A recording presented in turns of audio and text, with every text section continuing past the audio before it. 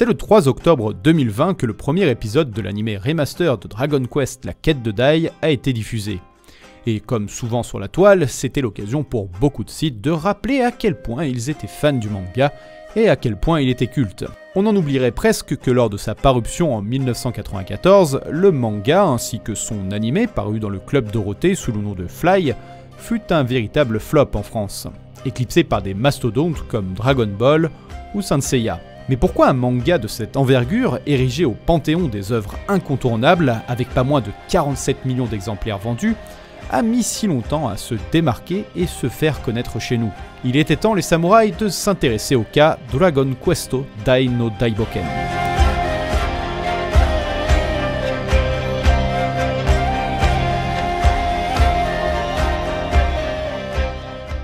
Avant de rentrer dans le vif du sujet, revenons aux origines du manga, histoire d'apporter un peu de contexte à tout cela.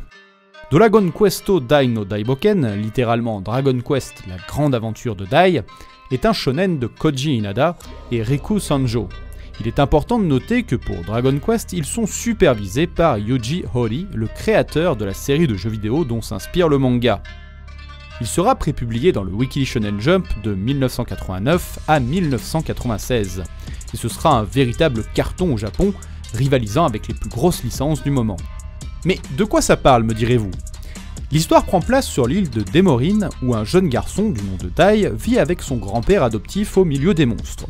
Ces derniers vivant discrètement sur l'île depuis que le grand héros a vaincu le roi du mal, Adora. Au début de l'aventure, Dai rencontrera la princesse Leona qu'il sauvera des griffes d'un monstre.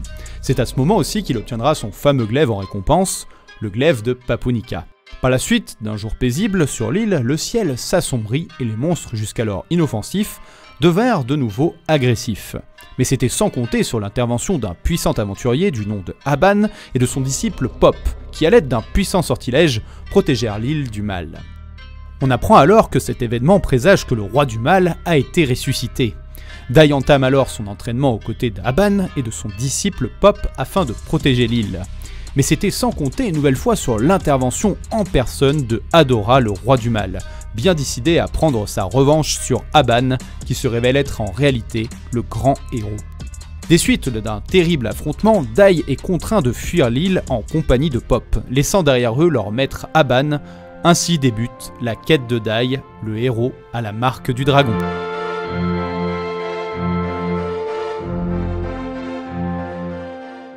Il faut bien comprendre qu'au Japon, Dragon Quest est un véritable phénomène culturel. On pourrait comparer cela au mouvement Pokémon qui surviendra dans les années 2000.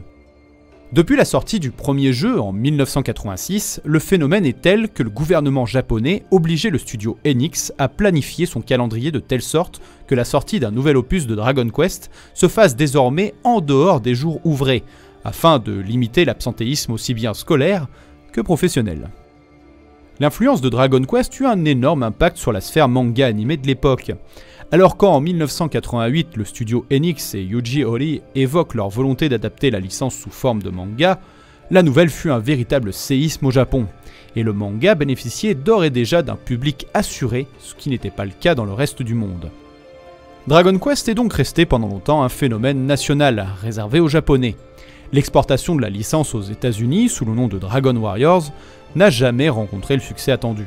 Quant à l'Europe, il fallut attendre plus d'une décennie pour voir enfin arriver la célèbre licence jeux vidéo ludique officiellement chez nous, avec Dragon Quest VII.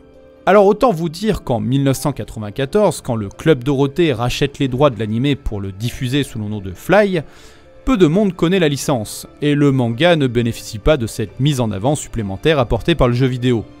Si l'on rajoute à cela que l'anime ne comporte que 46 épisodes, retraçant plus ou moins les 9 premiers tomes du manga, et disposant d'une VF fait avec les moyens du bord, on peut vite comprendre pourquoi la série n'a pas rencontré de véritable succès chez nous, et s'est vite fait oublier. Mais qu'en est-il du manga alors? L'exploitation du manga Dragon Quest en France a une histoire assez rocambolesque, qui ne l'a clairement pas aidé à se faire connaître. D'abord exploité aux éditions J'ai lu sous le nom de Fly, histoire de bénéficier de la mise en avant du célèbre club de TF1, le manga connut une édition réputée pour ses nombreuses erreurs de traduction et ses dérives de noms de personnages, avant l'arrêt des publications en 2006, quand J'ai lu cessa son activité manga.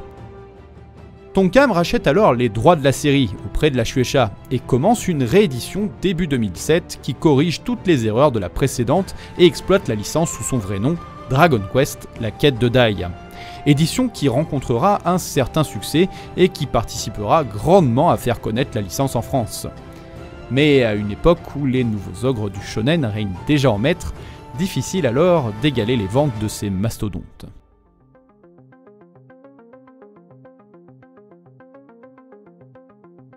Ce qui est fascinant avec le manga Dragon Quest, c'est de voir comment, malgré toutes ces difficultés, il n'a pourtant jamais sombré dans l'oubli. Il fut porté pendant longtemps bien entendu par les nostalgiques du Club Dorothée, mais aussi par la sortie régulière des jeux vidéo, qui au fil des années gagnèrent en popularité, même en Europe. Mais c'était sans compter sur la détermination des fans à partager et faire connaître cette œuvre qui leur est si chère. Moi-même, j'ai connu l'anime Fly quand j'étais petit, mais il ne m'a pas marqué plus que cela, et j'admets durant longtemps être passé complètement à côté du manga. Et ça serait sûrement encore le cas si un ami n'avait pas fait le forceur pour que je finisse par me plonger dedans. Alors certes, Dragon Quest, la quête de Dai, n'est pas un manga exempt de défauts. Certains le trouveront un peu trop manichéen dans son approche, voire trop classique. Pour ma part, je trouve que c'est une belle aventure qui met en avant les principes fondateurs du shonen, comme l'amitié, la détermination, le courage, le tout avec une évolution très particulière, très proche d'un JRPG. En effet, on y retrouvera tous les codes du genre, avec les personnages et leurs classes, l'équipement, les donjons, les boss. Si on rajoute à cela le dernier arc et le ton beaucoup plus sombre que prend l'intrigue, ça en fait pour moi effectivement un incontournable. En conclusion, le retour de Dragon Quest en 2020, c'est une formidable opportunité pour la jeune génération de s'intéresser à un manga old school que beaucoup ont ignoré. Il n'y a plus qu'à espérer pour le manga que la Perfect Edition, prévue au Japon, soit éditée par Tonkam. Nul doute que beaucoup seraient ravis de rajouter ce monument à leur mangatech. Et pour vous alors, le manga Dragon Quest, la quête de Dai, ça vaut le coup ?